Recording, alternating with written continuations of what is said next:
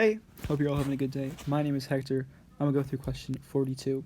So, you've taken your neighbor's young child to the carnival to ride the rides. She wants to ride the rocket. 8 rocket-shaped cars hang by chains from the outside edge of a large steel disc.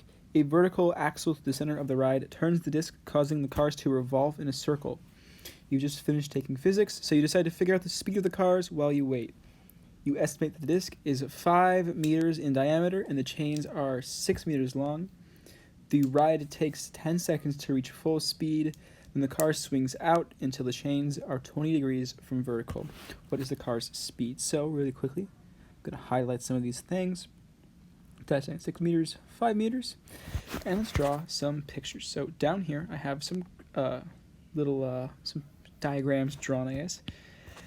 We have a bit of a more pictorial version of the diagram, so that would be this one right here, a top-down view, this one right here, and this one right here. So starting with this one, we have the radius, the diameter, the absolute time, this angle, and how long the chain is.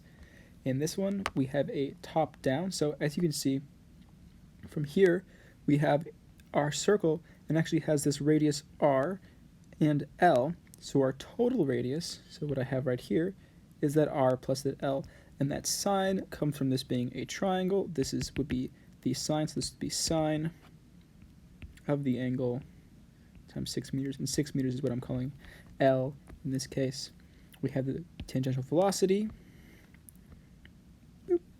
We have the centripetal force, and yeah. And then over here we have a force diagram of our car. So that's the tension pulling inwards and the gravity pulling down. So we can now sum these forces for both the x direction and the y direction using Newton's second law, keeping in mind that because it's going around in a circle, we will always have some centripetal force. So centripetal force, mv squared over r. That acceleration tangential is v squared over r, and we have that mass from our Newton's second law. So some of the forces in the two directions, we have our x equation and our y equation. And as you see, we both have this t term here. And then we can solve now both of these equations for t, and then solve out for our velocity. So we're going to do exactly that. Going down here, we can solve our equations for t. So I have them solved right here. This will be our x direction. This is our y direction. Of course, this t is still the same in both. This is just the magnitude of our t. So that's L, as I called it before, or the 6 meters of our chain. And we can then set them equal to each other since they both are equal to t, and the t's are the same. And we can get this solving for velocity. We have some steps. And then we have this equation right here. Now, a very easy mistake to make is this r. Remember, this r isn't just the radius, or half the diameter. We have to add on this L from the chain. This is an important step, and remember that this is a sine value.